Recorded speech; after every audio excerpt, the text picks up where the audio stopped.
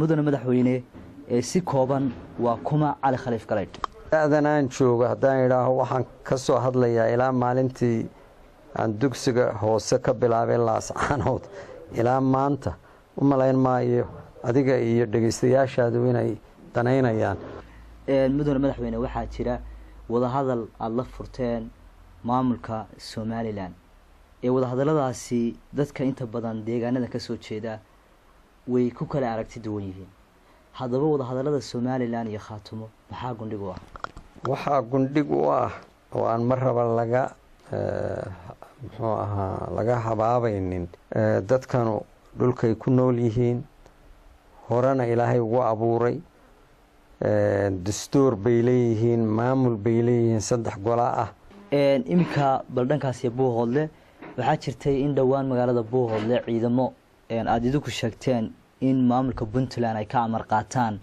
ay hakad ku geliyeen diyaarad halkaas aada waddanka jabuuti ugu bixi lahaydeen dadka inta badan siyaasadda khaatumo ka soo horjeeda waxay sheegayaan warar ah in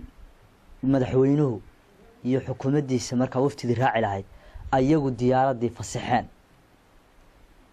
ayna iyagu door bidayeen inaad hargeysa aad ka duushaan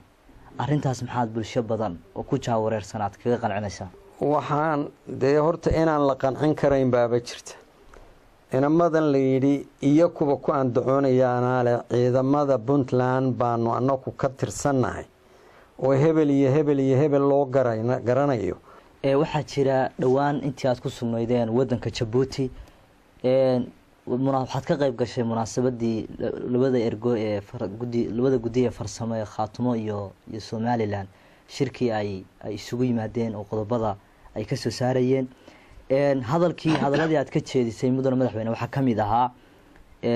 siilaanyo dadkan dhaxal buuga tegayaa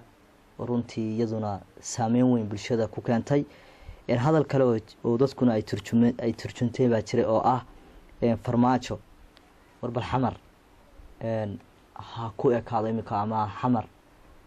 buu madaxweyne u yahay taas maxaad jawaab ummadda ka siinaysaa dee wixii cadow khaatumo u ah oo danta ummadda u ah warkay iyo ku farsishaan in bulsho weynta reer khaatumo ay dhabarka u ritaan horta laga fiican madaxweyne qodobadii ka soo baxay shirkii Addis Ababa ee khaatumo iyo Soomaaliya isugu yimaadeen waxaa ka mid ahaa maamul daadejin maxay tahay maamul daadejintaasi daadejintaasu waa maamul khaatumo ah ama dadka reer Sool iyo Sanaag iyo Cayn ay leeyihiin aad baa umahadsan tahay mudane madaxweyne su-aasha ugu dambaysa ee aan ku weydiinayo ama aan kula wadaagaya waxay tahay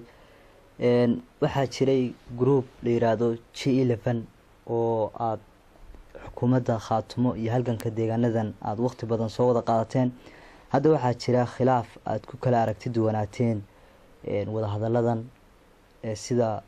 ay shaaciyeen marka madaxweyne maxaad groupkaas kaaga qorshaysan ma jiraan wax khilaaf oo idin dhaxeeya war khilaaf waa noo dhaxeeya nimankaasu inqilaab bay isku dayeen shir bay Nairobi ku qabsadeen waxayba tuseen shirka Nairobi inay awoodda ugu sarreysay khaatumo iyo ku yihiin